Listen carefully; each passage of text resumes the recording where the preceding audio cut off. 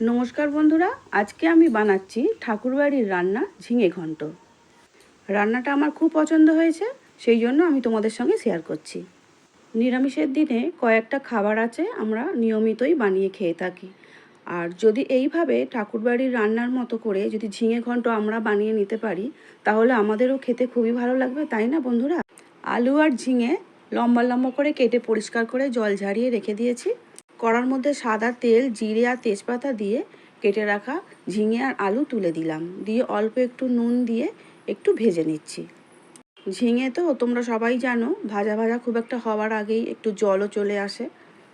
এবারে দিয়ে দিচ্ছি 1 চামচ ধনে গুঁড়ো আর দিয়ে দেব 1 চামচ জিরে গুঁড়ো। রেসিপিটা যেহেতু দুধ দিয়ে হবে, সেই জন্য সাদাই করব, সেই জন্য হলুদের ব্যবহার করছি না, আর গুঁড়ো লঙ্কার ব্যবহারও করব না। এখানে কাঁচা লঙ্কার ব্যবহারটাই আমি করব। যেভাবে রান্নাটা আমি দেখে শিখেছি, আমি সেইভাবেই তোমাদের সঙ্গে শেয়ার করছি। তোমরা চাইলে তোমরা হয়তো তোমাদের মতো একটু করতেই পারো। দুধ দিয়ে আবারও সব কিছু একসঙ্গে খুব ভালো করে একটু মিশিয়ে নিচ্ছি। মিশিয়ে নেবার পরে আবার একটু পরিমাণ মতো নুনটা আমি এখনই দিয়ে দিচ্ছি। এখানে আমি এই রেসিপিটা করার জন্য 1 কাপ লিকুইড দুধ দিয়েছি, তোমরা চাইলে আমুল দুধও দিতে পারো। তরকারিটা খুব ভালো করে ফুটে উঠেছে, এবারে দিয়ে দিচ্ছি 2টো কাঁচা লঙ্কা। অবশ্যই স্বাদ অনুযায়ী দেবে, বেশি ঝাল ঝাল খেতে চাইলে লঙ্কার পরিমাণটা বাড়িয়ে দেবে। এই রান্নাটা একটু থকথকে হবে, সেই জন্য দিয়ে দিতে হচ্ছে অল্প একটু ময়দা। গ্যাসের জোরটা একদম কমিয়ে দিয়েছি, আর গুঁড়ো ময়দা আমি এর ওপর দিয়ে দিচ্ছি। চাইলে তোমরা একটা বাটিতে ময়দাটা জলে গুলেও দিতে পারো।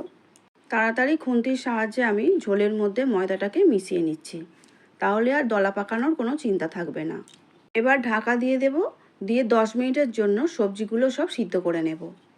10 মিনিট পর ফিরে এলাম, আর গ্যাস অফ করে আমি এমনিই রেখে দিয়েছিলাম।